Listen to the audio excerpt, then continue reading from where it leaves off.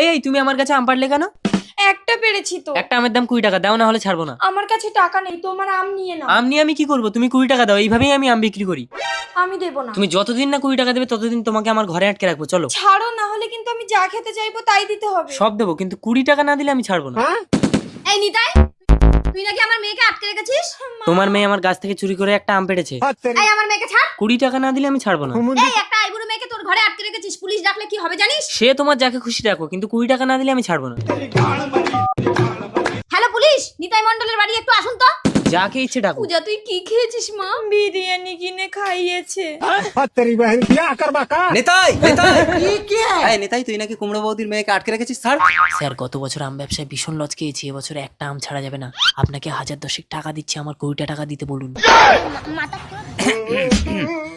দেখুন, চুরি করা বড় দোষ। 20 টাকা না দিলে আপনার মেয়েকে ছাড়া যাবে না।